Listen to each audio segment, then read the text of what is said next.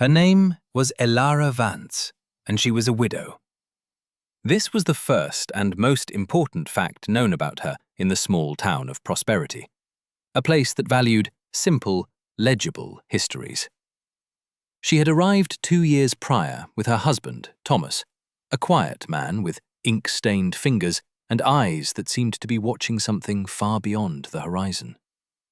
They bought the worst piece of land, a forgotten 30-acre plot on the north side of town, dominated by a steep, stony hill that faced south. The land was cheap because it was useless for ranching and impossible for farming. The townsfolk thought them fools then. Then, Thomas had died. A sudden fever in the spring had taken him, leaving Elara alone with the useless land, a strong-backed horse named Copper, and a small cabin that shivered in the wind. Now the townsfolk thought her a tragic fool.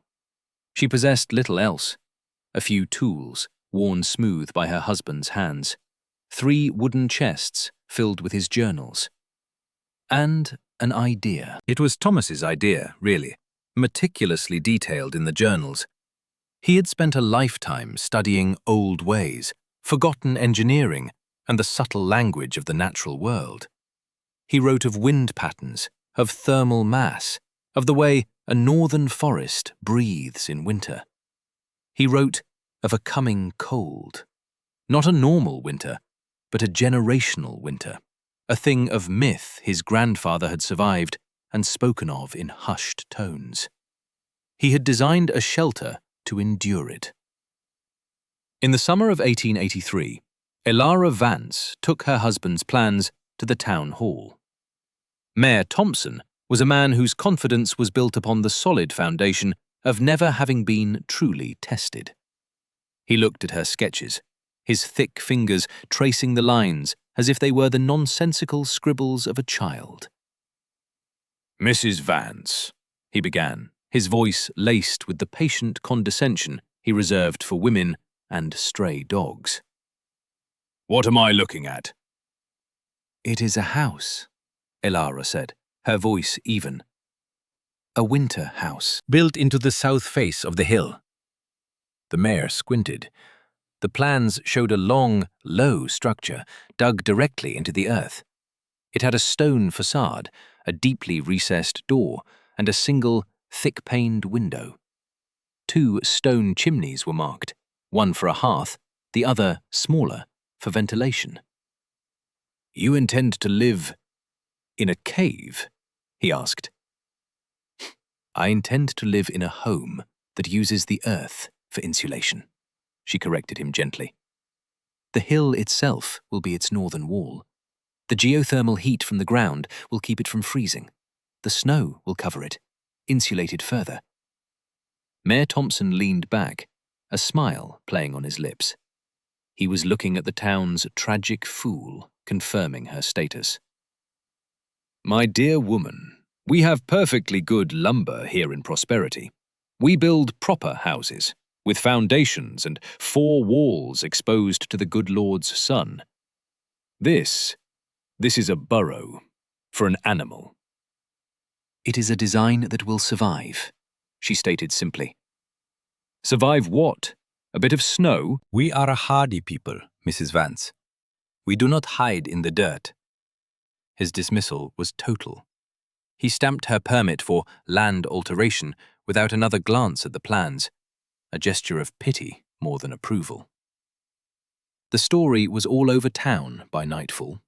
The widow Vance was digging her own grave. Dr. Albright, a man who believed science was a set of rules printed in a book from Boston, declared the idea preposterous. "Living in the damp earth," he scoffed at the general store. "She'll catch consumption before the first frost. It's unsanitary. There's no air, no light. It is a recipe for disease." The men around the stove nodded sagely. The doctor was an educated man. Mr. Sterling, the wealthiest rancher in the valley, was building a new barn. It was his monument to progress. A massive structure with a gambrel roof designed by an engineer from the city, framed with milled lumber shipped in by train. It was said it could withstand a hurricane. While that poor woman is scratching at the dirt, I am building the future, Sterling boasted. My barn is a testament to modern techniques, proper trusses, calculated load-bearing walls. It will stand for 100 years. His project was a source of civic pride. Elara's project became a source of civic amusement. They gave it a name, Vance's Folly. Sometimes they called her the Ice Widow, convinced she was mad with grief, digging a tomb to join her husband. Children would ride their ponies out to the edge of her land and watch her work, daring each other to get closer to the crazy woman's hole. A new phrase entered the local lexicon. When someone did something backward or foolish, people would say they were pulling a Vance. Elara heard the whispers. She saw the smirks when she bought supplies. She did not care. Her world had shrunk to the hill, the journals, and the rhythmic certainty of the work. The work began. It was brutal, methodical, and solitary. Each day, she rose before the sun. She and Copper, the big chestnut horse, would make their way to the hillside. She was not just digging a hole, she was excavating a home. First, the earth.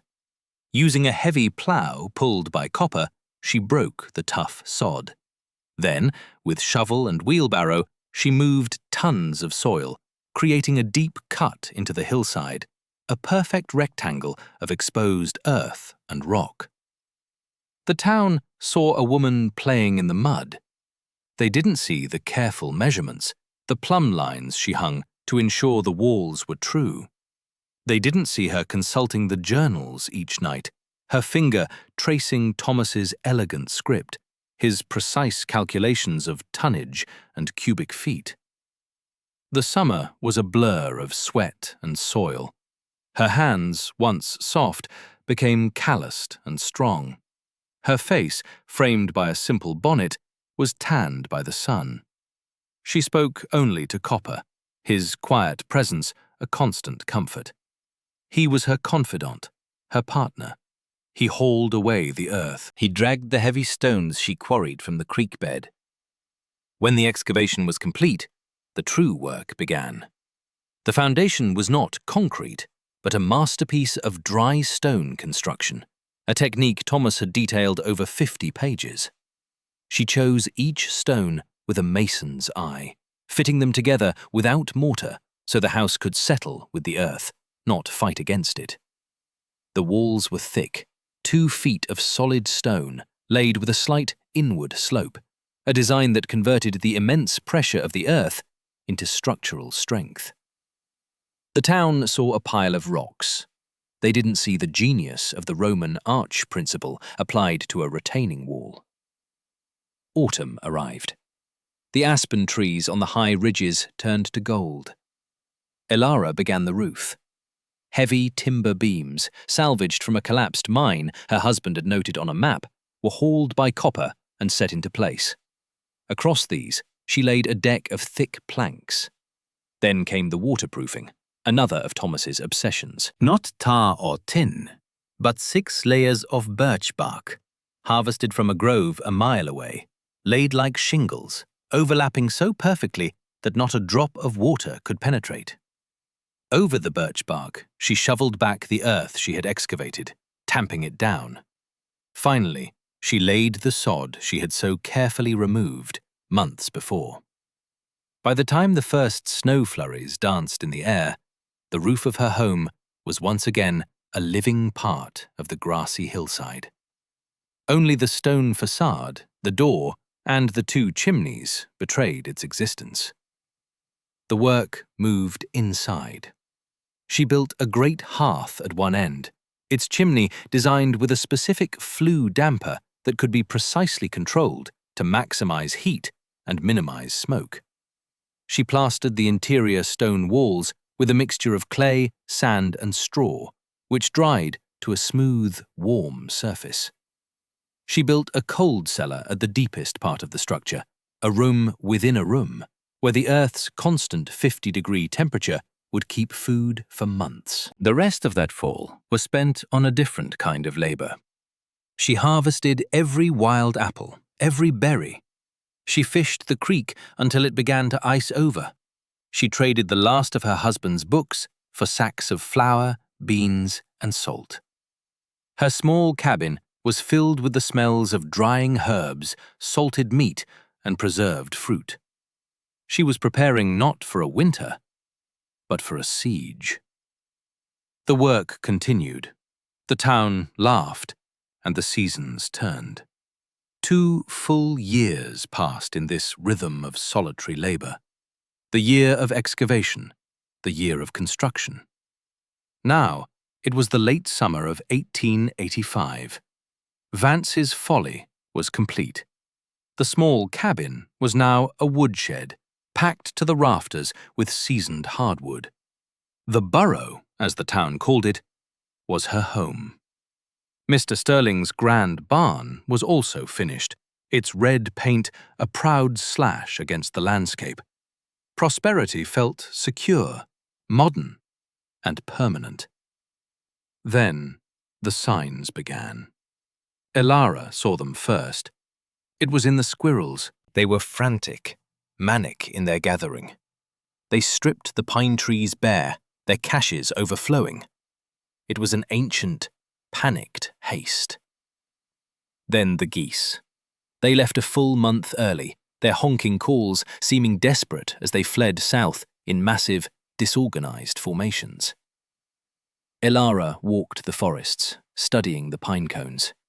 They were sealed tight, glued shut with resin, a sign of a long, deep cold to come. Thomas had written about this. "Nature does not guess," he wrote. "It remembers."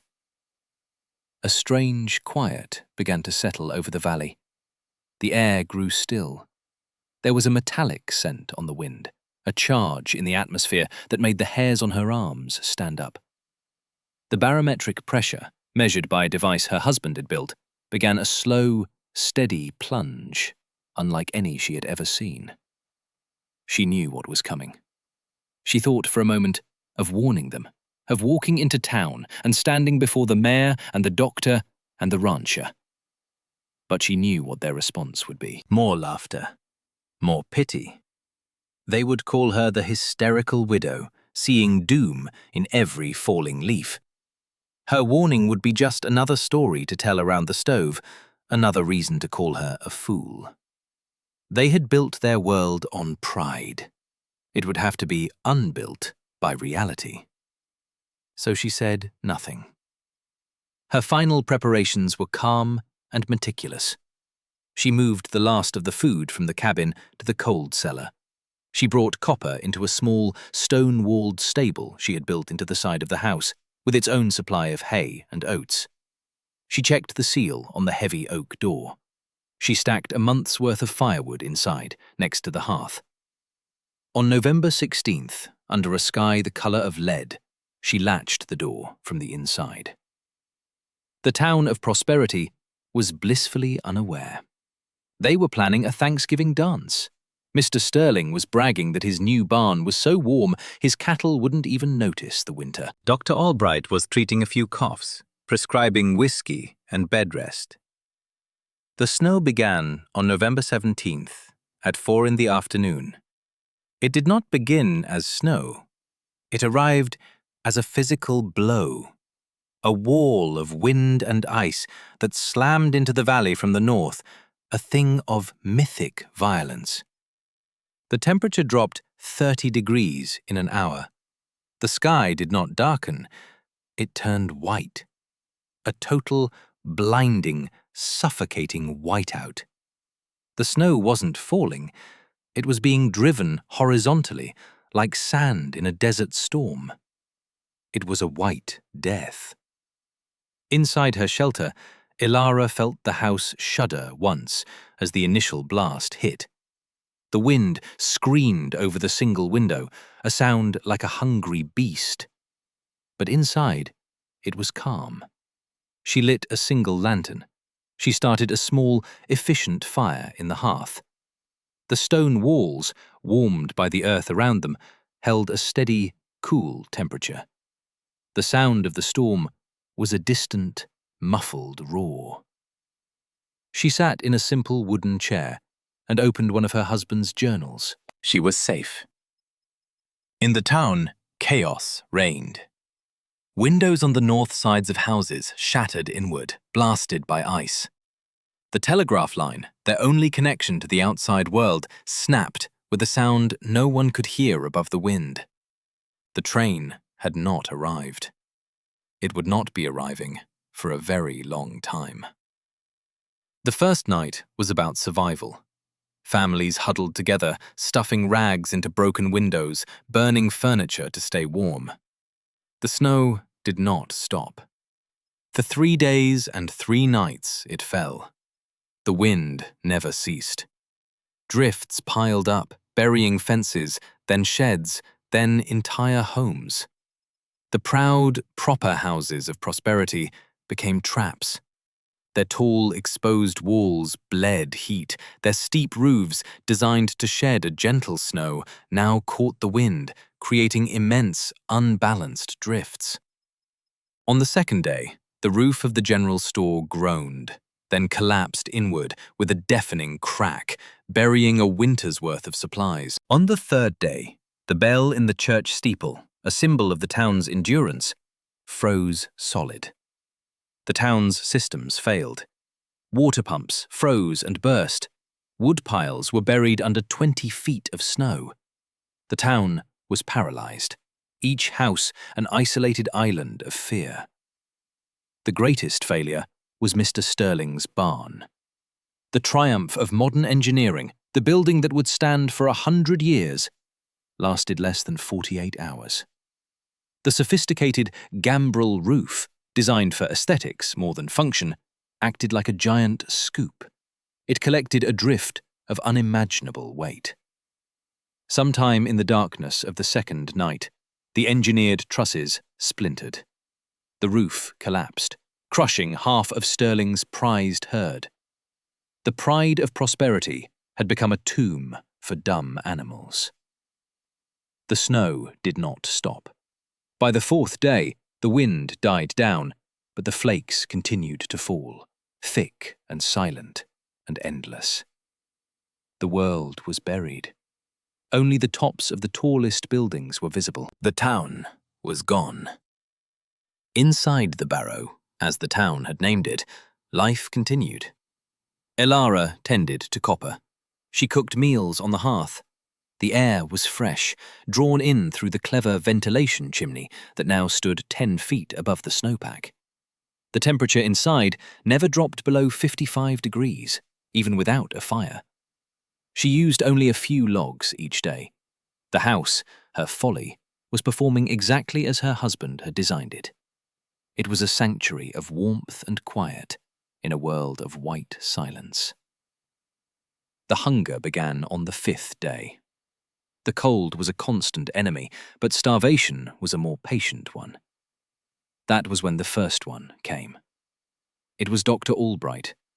It had taken him 6 hours to travel the half-mile from his house, crawling on his hands and knees over drifts, navigating by the tops of trees he barely recognized. His face was a mask of frozen desperation. His scientific certainty had frozen and shattered along with his windows. He saw the smoke rising from her chimney, a thin, impossible grey line against the white expanse. He clawed his way to her door, a deep recess in a mountain of snow, and beat his gloved hands against the wood. Elara opened it. She saw him there, a man stripped of all his arrogance, shivering, humbled, and broken. He could not speak. He could only stare at the impossible warmth and light that spilled from her home. She stepped aside. "Come in, Doctor," she said, her voice calm. There was no triumph in it, no hint of, "I told you so." There was only a simple, unconditional welcome. She gave him a blanket and a bowl of hot stew. He ate like a wolf, his hands shaking so badly he could barely hold the spoon. When he was done, he looked at her, his eyes full of a shame so profound it was painful to witness. Your burrow, he stammered. It's warm. The earth keeps it so, she replied. He was the first. He was not the last. He had left a trail. The next day, the procession of the humbled began. The blacksmith and his family, the store owner, whose store was gone, families she had only known as faces in a crowd, people who had laughed at her folly, now appeared at her door, their faces etched with frostbite and fear. She took them all in. Her home, designed for one, became a shelter for 17. They huddled together in the warm, dim light. They ate her food, drank her water. They saw the neat stacks of firewood, the shelves of preserved food, the quiet, ordered preparedness of the woman they had mocked. Elara became their leader. She organized them, rationing the food, assigning tasks. Her quiet competence was a rock in their sea of despair. The last to arrive were Mayor Thompson and Mr. Sterling. They came together, having survived in the ruins of Sterling's house. Sterling, the wealthy rancher, had lost everything. His herd was gone, his monument shattered. Mayor Thompson, the civic authority, looked like a beggar, his fine coat torn, his face gaunt. They stood at her doorway, the two most powerful men in town, seeking entry into the burrow they had derided. The irony was a physical presence in the air. Elara Vance looked at them, her expression unreadable. Then she nodded and stepped aside. They spent 9 more days in the shelter, 9 days of shared humanity in the warm belly of the hill. The storm finally broke. A rescue party from the next county, following the rail line, found what was left of prosperity a week later. They were stunned to find 20 souls, alive and well, emerging from a hole in a snowbank. The reckoning came in the spring, after the great melt, when the scale of the devastation was laid bare. The town gathered in the shell of the half-built new town hall, the only public building still standing. Elara was there. She did not sit with them, but stood by the back wall, a solitary figure. Mayor Thompson rose to speak. He was a changed man. The bluster was gone, replaced by a deep, weary humility. He looked not at the crowd, but directly at Elara. "We were proud," he began, his voice cracking. "We believed our ways were the only ways. We believed in milled lumber and modern design. We believed in what we could see, and we mocked what we could not understand." He paused, gathering himself. "A woman came to us with a warning, not in words, but in deeds. She showed us a path to survival, and we called it folly. We laughed. We named her wisdom pulling a Vance, and we used it as a term of ridicule." He took a deep breath. "We are here today, those of us who are here, because of that folly. We are alive because of the foresight of the woman we scorned." He then turned to face the crowd, but his words were still for her. "I am here to say what should have been said long ago. We were wrong. Elara Vance, you were right." Then Mr. Sterling stood, his own pride stripped away to the bone. "My barn," he said, his voice thick with emotion. "My barn of progress. It is a pile of splintered wood. It killed the very animals it was meant to protect. Her home, built of mud and rock and wisdom, saved the people it was never meant to hold. I was a fool. We were all fools." Dr. Albright stood next. "I spoke of science, but I knew nothing of the earth. I spoke of health, but I knew nothing of survival. She built the healthiest place in this entire valley. I apologize for my arrogance." The public confession was complete. The silence in the room was absolute.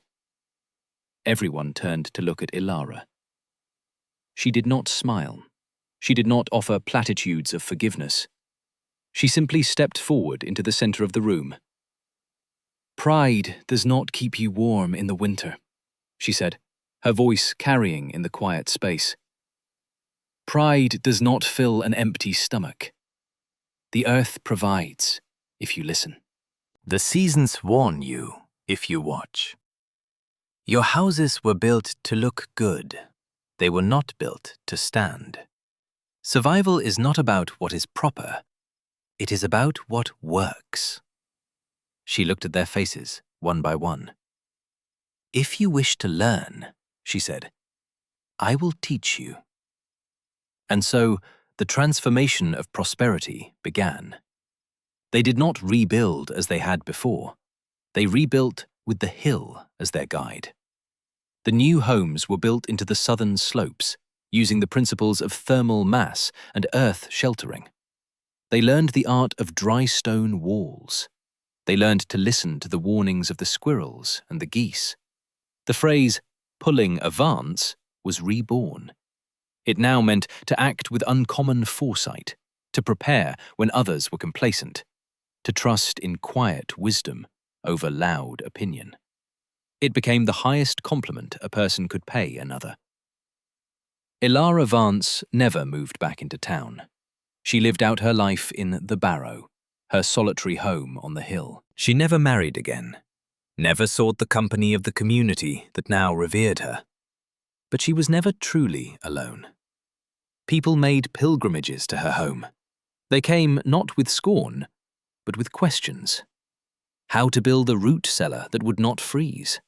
How to read the coming winter in the bark of the trees. How to live with the land instead of just upon it. She became their teacher, their sage, the quiet conscience of a town reborn from its own arrogance. She lived for another 40 years. She died peacefully in her sleep one autumn night, with the wind whispering secrets to the grass on her roof. The people of prosperity buried her on the top of the hill, overlooking the town she had saved. They did not erect a grand monument. Instead, they placed a simple bronze plaque on the stone facade of her home, the Barrow, which was preserved exactly as she had left it. The plaque read, "Elara Vance. She was right. We were wrong." When we silence those who warn us, we are left to face the storm alone.